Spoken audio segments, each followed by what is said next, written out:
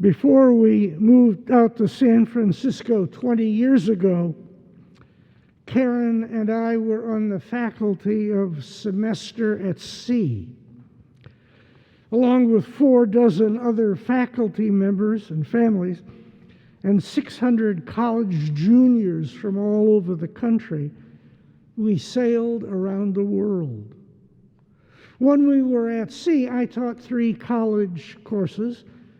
When we weren't, we cruised up the Amazon, slept in a non-electrified game compound in Africa, watched them cremate bodies on the Ganges, walked on the Great Wall of China, slept in a Buddhist monastery in Japan.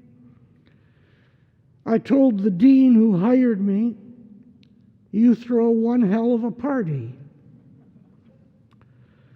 While we were aboard ship, even though it was over 20 years ago, we were able to send and receive email through the ship's now primitive satellite uplink. This was especially important because our voyage coincided with trying to sell our home back in Boston. About 2 weeks after our house went on the market, we were somewhere in the Andaman Sea. For those of you who don't subscribe to National Geographic, it's between India and Malaysia. And during the most sensitive hours of our negotiations, that satellite uplink, our only connection with our Caldwell banker realtor on literally the other side of the world, went down. Zero communication, garnished. I sprinted up 3 decks to the no admittance radio man's office, but there was nothing he could do but assure us that we'd be back online in an hour at the most. But he was wrong. It took 72 hours, 3 entire days. I am not making this up. And then, when communication was finally restored, we received 4 messages from our realtor in a row all at once. And each one had the same subject line: urgent. The first one read, "A solid offer has come in, but it's lower than your asking price. I know you're anxious to sell, but since there have been no other offers, advise you come back with a counter offer." Immediately below that, on the same printer sheet of incoming messages, was a second email from our realtor. But it was posted 11 hours later. It read, "Haven't heard from you. Assume you're standing firm." Below that, from a day later still, was a third message. It read, "Hold everything. Another buyer has come forward. We may have a bidding war here. Suggest you do not counter the first offer." And then below that was a fourth message, posted yet another day later. "Congratulations! You sold your house way above your asking price. You guys have nerves of steel." Sure, I thought, if I'd only known, I would have brought a cardiologist with me. My point here is that getting everything all at once can be just plain terrifying. This thing has 3 parts. You just heard the first one. The hymn Adon Olam near the beginning of the morning liturgy contains a lot of serious Jewish theology. But because we only sing it, Jews forget what the words mean. The fourth verse says, V'hu haya v'hu hoveh v'yehyeh b'tifara. God was, God is, God will be. Think about that for a moment. If God be eternal, then for God, time is irrelevant. God can't remember anything, nor dream of the future. For God, it's all simply now. God experiences everything all at once. Let me try it with a metaphor. If you're over 25, you'll know what I'm talking about right away. For those of you who aren't, let me explain. A long time ago, instead of printing photos on a printer, people occasionally recorded them on transparent film, Kodachrome. Each image came framed in a little 2-inch square piece of cardboard. We called them slides. And if you owned a projector, you could shine a sequence of them on a screen. It was called a slide show. Then you could watch an excruciatingly boring series of still images ad seriatim, portraying, for instance, your host's summer vacation to France. And here's me standing in front of the Eiffel Tower.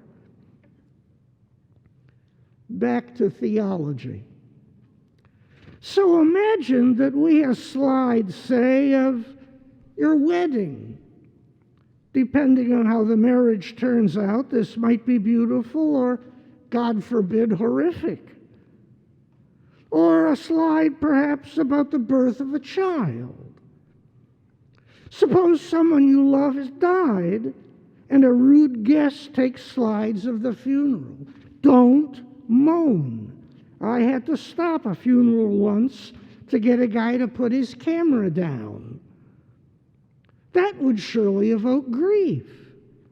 Imagine a slide for everything. You get the idea? It goes on and on. And that would be merely talking about one person's life, yours. Now, suppose you're God. You remember the guy who's beyond time. God would be the one for whom all the slides are stacked one on top of another, simultaneously all visible. That could be terrible. You're unable to cry because you know you will also laugh. You cannot feel happiness, for you know the price that will be paid. The joy contains the sadness, the joy. Make it go away. And that, my friends, I believe, is why the Torah warns that you cannot see God and live. Without time, you get everything all at once. Oh, I almost forgot. Except for the few moments before you die, if you choose, you can get everything all at once without being dead. We Jews even have a special day for it, Yom Kippur. In 6 days, time will cease to exist. The paralysis of mirthless wonder, the shame for wasting so much of our lives. We will gather here in person or mysteriously through our Zoom screens to give one another support and succor as we try to comprehend everything in our lives all at once. The world, our plans, our lives may all be going to hell in a handbasket. But at least we do have one another. All of us are trying as best we can to comprehend everything all at once. And of course, that is what it means to stand before God. This brings me to part 3. I began with an ocean-crossing ship, so I'll finish with the band on the Titanic. Their resolution to continue playing amidst the chaos has attained almost mythic status. I am also puzzled that their continued music making while the great ship went down is frequently misunderstood as an act of futility. A string quartet playing Schubert while the world falls apart. A member of my former congregation used to joke that the only difference between his aging mother's finances and the Titanic was that the Titanic had a band. I am now convinced that the musicians' decision to continue playing despite their obvious fate is really a gesture of mutual respect, dignity, even piety. Everyone was going to die. The only remaining operative question now was, how?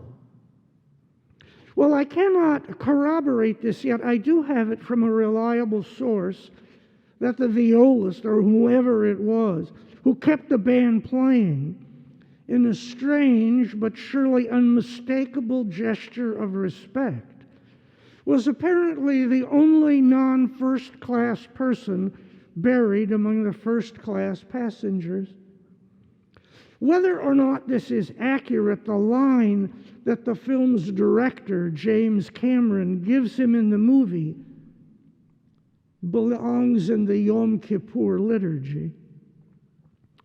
Some of you may remember it, that scene as it was portrayed in the 1997 film Titanic. All the lifeboats are either gone or full. The ship has begun to list. Deck chairs begin to slide. Passengers are running this way and that, screaming in terror, and the band members agree it's time to stop playing. They start to put away their instruments, but then it dawns on, I think it was the violist, that there was nowhere to go. In such a situation, the only thing to do is the only thing you know how to do. And if you happen to be a musician, that means you go on making music as best you can. So the violist turns back to the ensemble and offers one of the great movie lines of all time. Through tears, picking up his instrument, with all humility, dignity, and piety, he says, "Gentlemen, it's been a privilege playing with you tonight."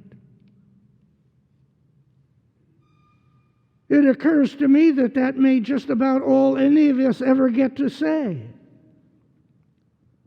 It's been a privilege playing with you.